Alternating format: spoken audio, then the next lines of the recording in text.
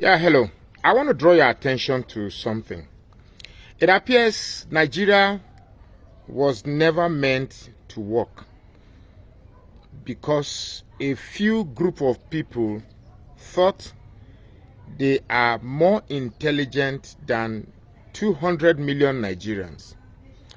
Let me do something that caught my attention, something that tickled my innermost thoughts.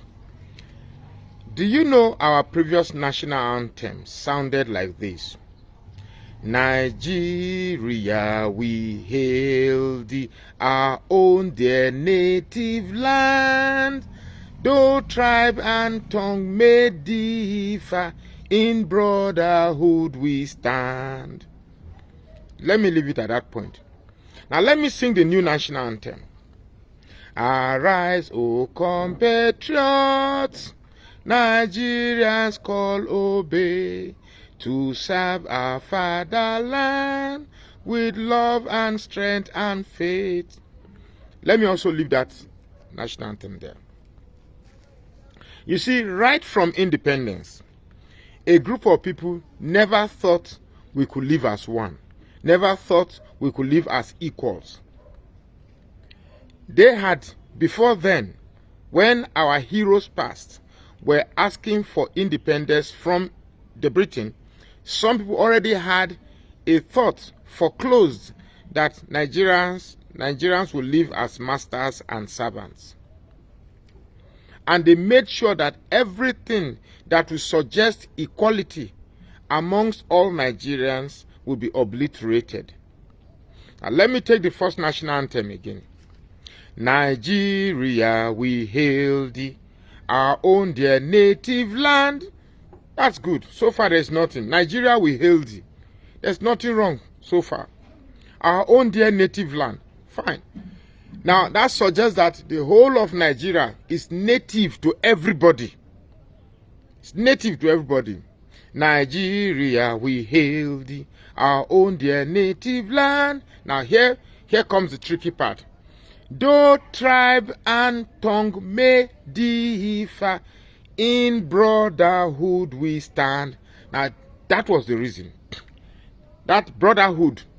Nobody ever wanted that Nigerians would remain brotherhood. Imagine the extremist Islamic North and the heavily tribal Southwest. That word will not resonate with such mindsets. Now, take the new national anthem. Arise, O compatriots. Nothing wrong. Nigerians call obey. Now, if Nigeria calls, that Nigeria calls obey. That's every Nigerian should obey the call. So who owns Nigeria? A certain group of people believe they own Nigeria more than others. A certain group of people believe that there are more Nigerians than others. The rest of us are meant to be called. When we call, we obey. Arise, O compatriots, Nigerians call obey, to serve our fatherland with love and strength and faith. In other words, when people began to say that the monkeys and the baboons will be soaked in blood, and remember they say monkey they walk, baboons they chop. Everything, every word that you see that is being bandied around are deliberate, are not happenstances. These are words that are carefully chosen to reflect the status of Nigeria, where some people believe that they are more status, they have more status as Nigerians than others. You see, when we came out supporting Peter Obi, it's not because we are fanatical, it's not because we are tribally oriented like some of our brothers from the Southwest. And it's not because of religion as they struggle to, lampoon on us. That's not true. We didn't vote Peter because he was a Christian or because we want Christianity to have power in Nigeria. No. We were posed with choices and we felt Peter Obi was the better of the choices available. Believe it or not, that's just it.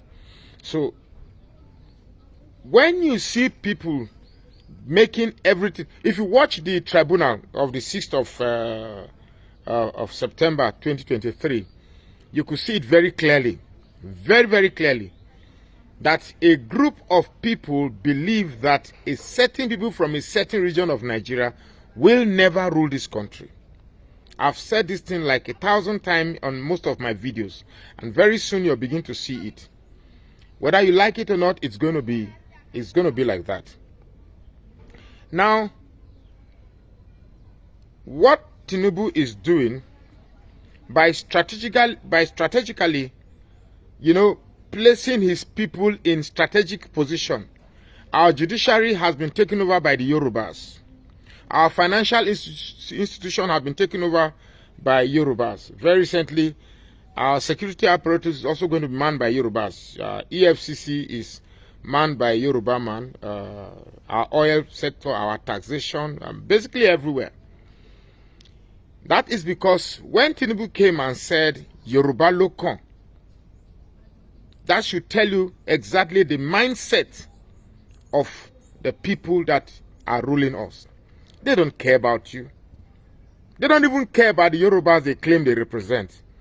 They only care about the caucus they have formed in the Yoruba people.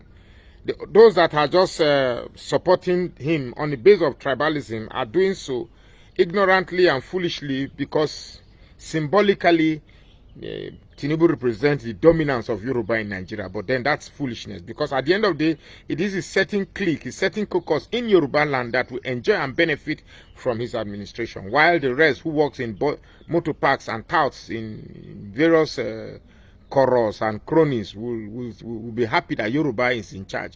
So what does it add to you?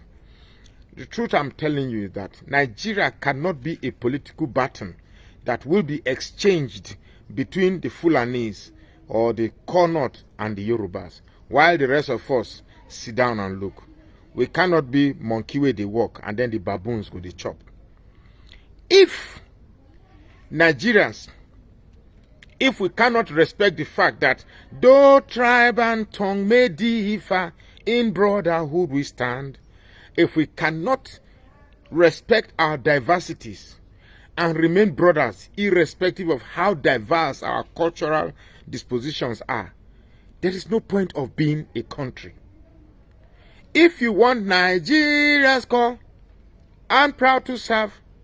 If you want the country, to be Nigeria's call, obey. When Nigeria call, we obey. That part of obeying cannot be exclusive to a certain people. We cannot be the ones that obey, whereas the other ones will be the one that we call. Right now, the Nigerians call obey. It is the north, it is the Connaught and the southwest that are doing the calling, and the rest of us are doing the obeying. Certainly, that is a strategical master-servant relationship in Nigeria, and we must reject that by all means. This current election will be the end of that status quo in Nigeria. We must obliterate that mentality where people think they are wiser and more sensible than everybody. What Tinubu is doing is so laughable that I think he has gotten to a delusional state where he thinks he can actually maneuver everything. To Tinubu, whatever challenges that come is like a chess game that requires the best move to counter it. No shame, no honor, no integrity.